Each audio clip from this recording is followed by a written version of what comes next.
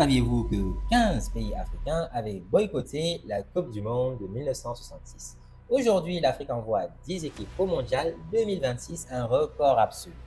Mais derrière ce chiffre, il y a une guerre diplomatique de 60 ans, des mathématiques impitoyables et un héritage qui va culminer en 2030 lors de la Coupe du Monde co-organisée par l'Espagne, le Portugal et bien sûr le Maroc. Tout ce puzzle autour des qualifs, des poules, des tirages, ça vous a longtemps intrigué? Alors dans cette vidéo, je vous explique toute la logique qu'il y a derrière. Et surtout, l'incroyable histoire qui a porté l'Afrique, un continent inexistant sur la scène sportive, à l'un des mieux représentés désormais dans la plus prestigieuse des compétitions. Moi, c'est Cher Diakité, entrepreneur tech. Sur cette chaîne, je décrypte pour vous l'impact de la tech, de la géopolitique et du business sur notre avenir. Et si, comme moi, vous pensez que l'avenir de l'Afrique passe par l'entrepreneuriat et le digital, alors Coriship est fait pour vous. C'est une business academy propulsée par l'intelligence artificielle avec un diagnostic ciblé, un parcours personnalisé, des outils d'exécution et 8 coachs IA spécialisés disponibles 24 sur 7. Un écosystème business intégral conçu par et pour des entrepreneurs africains.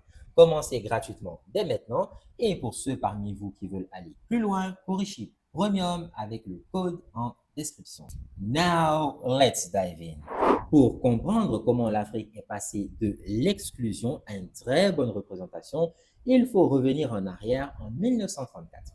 L'Égypte devient alors la première nation africaine à participer à un mondial. Elle est éliminée par la Hongrie et plus rien. Pendant 32 ans, l'Afrique est absente des Coupes du Monde. La raison est simple. Le continent est sous domination coloniale. Les nations indépendantes n'existent pas encore ou ne sont pas membres de la FIFA.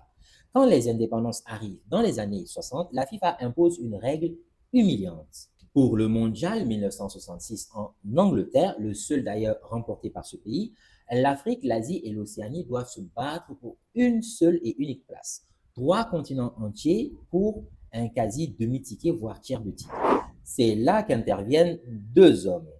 Kwame Nkrumah, premier président du Ghana indépendant, chantre du panafricanisme, et Ohen Jan, directeur des sports du Ghana sous Kwame Nkrumah et membre du comité exécutif de la FIFA. Il est aussi le bras armé de la résistance africaine. Jan envoie un mémo à la FIFA en 1964. Le ton est sans concession.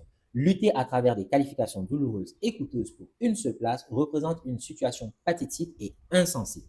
Voilà ses propos à l'époque. Donc, selon lui, l'Afrique doit avoir au moins une place garantie au mondial.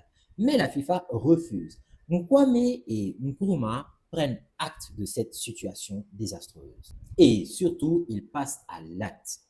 15 nations africaines boycottent les qualifications de 1966. Le message est brutal. Sans nous, votre Coupe du Monde n'a plus rien de mondial. Et le boycott fonctionne. En 1968, la FIFA cède et dès 1970, l'Afrique obtient sa première place garantie pour tout mondial. Le Maroc devient le premier pays à en bénéficier. À partir de là, l'Afrique va forcer le respect sur le terrain, match après match. La Tunisie devient la première équipe africaine à remporter un match contre le Mexique en 1978. Et quant à l'Algérie, elle crée l'un des plus grands chocs de l'histoire en battant l'Allemagne de l'Ouest 2-1.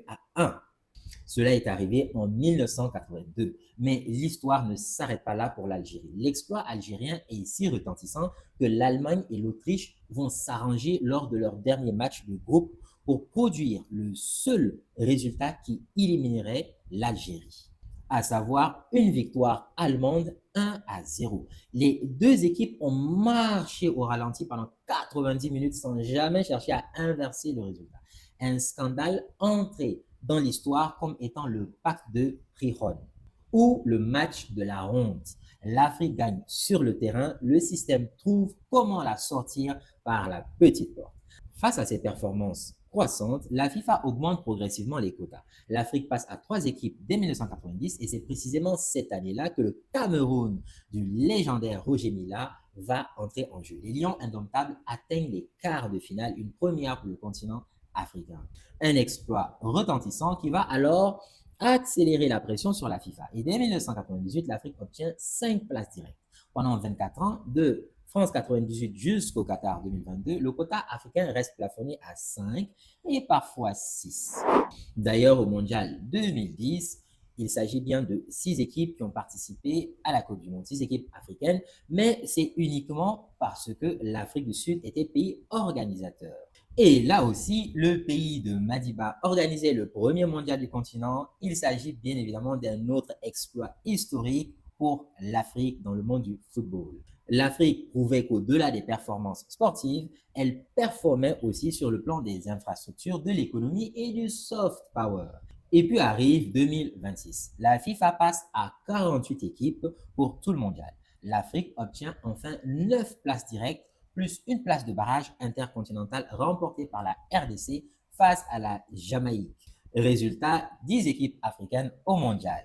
Je les cite pour se faire plaisir: Maroc, Sénégal, Égypte, Côte d'Ivoire, Afrique du Sud, RDC, Tunisie, Algérie, Ghana, Cap-Vert. Mais regardons les mathématiques du tirage au sort, c'est très important. 48 équipes divisées en 12 groupes de 4. Les équipes sont réparties dans 4 chapeaux basés sur le classement FIFA.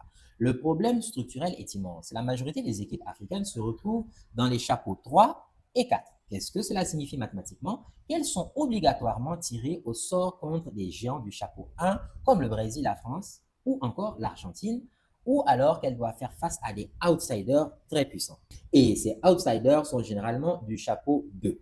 C'est une fatalité statistique. Les équipes africaines héritent structurellement des groupes dits de la mort dès le premier tour. Pourtant, le Maroc a brisé ce plafond de verre en 2022 au Qatar, car ils ont été la première équipe africaine et arabe, par la même occasion, à atteindre les demi-finales d'un mondial. Et en 2026, lors de cette Coupe du Monde, ils tiennent tête au Brésil dès le premier tour. Premier match nul 1-1 face au quintuple champion du monde.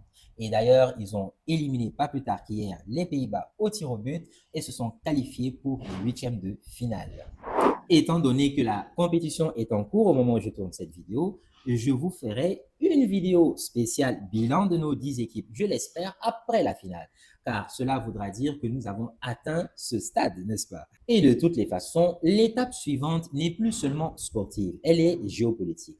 En 2030, le Maroc co-organisera la Coupe du Monde avec l'Espagne et le Portugal.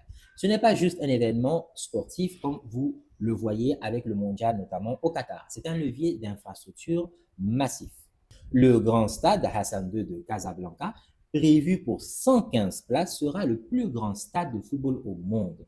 Le Maroc utilise ainsi le football comme un outil de soft power pour verrouiller ses alliances diplomatiques et affirmer sa souveraineté sur l'échiquier mondial. D'une quasi-exclusion à l'époque coloniale et même post-coloniale à organisateur de la Coupe du Monde à 2 reprises, Afrique du Sud 2010, Maroc 2030, tout ça en moins d'un siècle. Nous pouvons être fiers du niveau de professionnalisation atteint par les dirigeants du football continental. Même si, bien sûr, quand on a l'esprit d'un compétiteur, on veut toujours aller plus loin. Alors, dites-moi, selon vous, quelle est la leçon pour un entrepreneur africain? Alors, je vous donne déjà mon avis. Revenons à ce boycott coordonné de 66, suivi d'une négociation asymétrique. Car dans les années 60, l'Afrique n'avait aucun poids économique face à l'Europe. Mais en se retirant collectivement, elle a forcé la FIFA à changer ses règles. Donc, en affaires, quand vous êtes face à un monopole ou une plateforme dominante qui impose des règles injustes, la confrontation frontale ne marche pas toujours. Et ici, la désertion coordonnée était exactement ce qu'il fallait et ça a fonctionné. C'est logique. Créez votre propre écosystème, retirez votre valeur du système et forcez le respect en entamant des négociations. C'est une méthode logique et efficace. Et en parlant de stratégie, c'est vraiment notre tasse de thé. Dans notre masterclass intitulée Lancer, automatiser et scaler votre business avec l'IA, nous auditons votre positionnement stratégique. Nous analysons des cas de rupture, comme celui des quotas de la FIFA, et vous repartez avec une feuille de route sur 90 jours. Les places sont limitées à 10 décideurs pour garantir un travail de qualité. Le lien est en description. Alors, pour terminer, j'ai une dernière question pour vous. Pensez-vous que le football peut contribuer au développement de l'Afrique? Ou le percevez-vous juste comme certains, tout simplement comme un sport, un divertissement, voire une distraction sans emprise réelle sur l'avenir du continent? Je suis impatient d'avoir votre avis. Et n'oubliez pas de vous abonner pour ne rater aucun de nos futurs décryptages. Ça arrive très bientôt.